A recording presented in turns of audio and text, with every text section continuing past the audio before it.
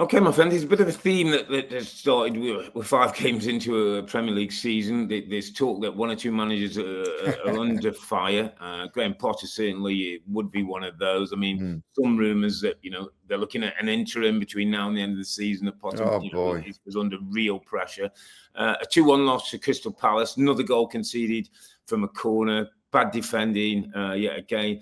I mean, Potter's starting to get to the must-win game soon or out the door situation. Well, it seems like it. I mean, we're going to talk about 3 games and 3 managers that are under a little bit of pressure already. It's 5 games in, Rob. I still think, and I'm off the pace on this one, mate. With all that we do, maybe I always feel like Rebecca asked me a question about should somebody get fired? Are they about to get fired? And I say, well, we're still early. Let's give them. And I feel like that.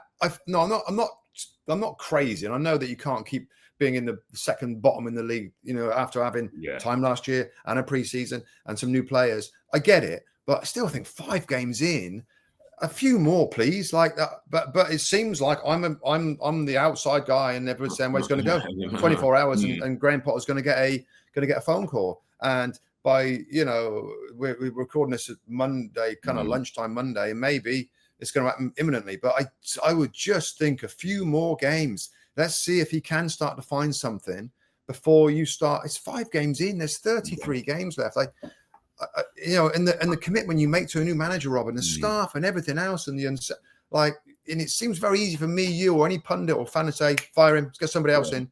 But it's kind of more than that in a football club, and it's a big adjustment. I don't know. I suppose the problem becomes, and even circumstances, I think, are interesting. So when you've got Burnley, Leicester, and Southampton are in the league, and they're not winning games, and you're not getting that far detached, I think. But on the basis that the 3 promoted teams all look reasonably competitive, on the basis that 3 more games, let's say he gets 4 more games, that's 12 points. He wins 1 of them. There could be a 8, 9, 10 point gap, Rob, between that. And I think that's what owners are looking at somebody like Graham Potter and go, well, we gave him the run. He wanted his own preseason. He got the preseason. We got some of the players he wanted. Yeah. He's got, hold on. And now Sunderland are going pretty well. Leeds are winning games. By the time we give him 3 more games, we could get to October and we could be 10 points adrift of teams. This is assuming, Rob, that somebody else can come in and do a much better job straight away. Correct. That's assuming that. It's just almost saying, let's try something else. Because the way this is going, this isn't going to keep us up. And listen, I'm with you. I'd like to see Graham Potter get at least 2 or 3 more games. Yeah, I think so. Like, come on, Graham, come on, man. We believe, and we spent time with him. We got to know him reasonably well. I mean, his football philosophy, his coaching, his work on the training ground. That now is all up for test, mate. That now is all up for test. Graham Potter's standing as a Premier League manager is up for test in the next 2 or 3 games. Yeah. I said this when I think most people agreed that this feels like a good fit. Potter's football at this club, it's good size for him. And I remember saying, Rob, this is a definitive job for Graham Potter. Who is Graham Potter? We're going to find out during or after his time at West Ham United. If it doesn't go well, which it isn't right now, and if he gets a few more jobs or a few more games, or he doesn't, then that's it. Then that's definitive. You're not a Premier League manager. You're going to have to go down the league. You're going to go down to the Championship, and you have to. A few years ago, being taking Chelsea and talking about Big Six and the next, England manager and all that, I mean, no one's going to take him, Rob, are they? Who's going to? Is there another Premier League club that would take him? Probably have to go Championship. Come up with somebody, or one of the ones. If one of the promoted ones go through a bad time or something. Right, look at it. I don't know. But the problem is, if now when he needs to win games, he isn't winning them. You're going to look back and say, actually, when it was on, he didn't get me the wins. Yeah. So I mean, Unai Emery, Aston Villa, not great.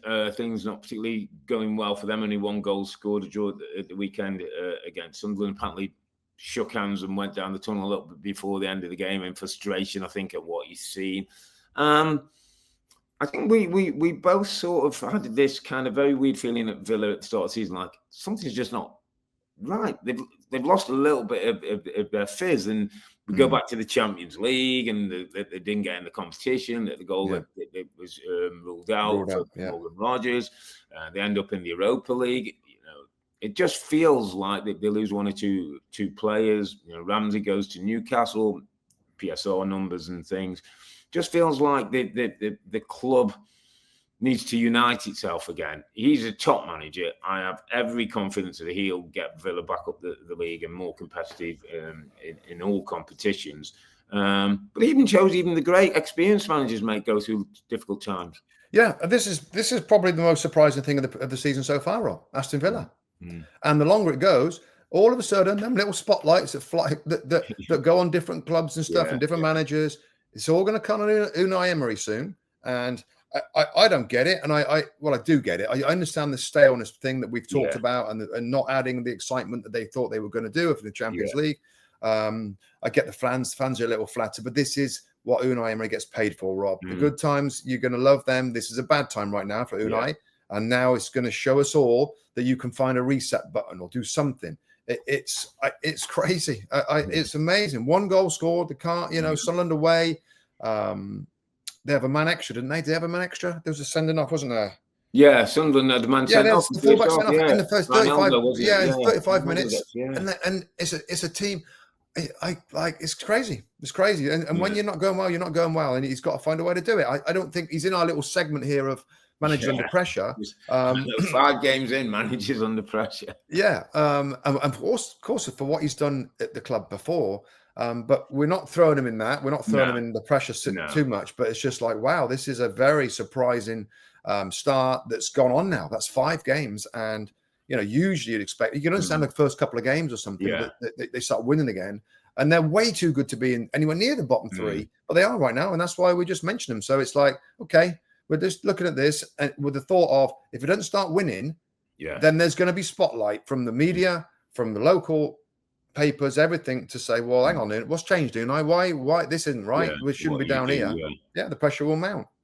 Hi there, I'm Rebecca Lowe, studio host of NBC's coverage of the Premier League. Don't forget to hit subscribe to watch more videos all season long, and for even more Premier League content, from original series to live matches, head over to Peacock.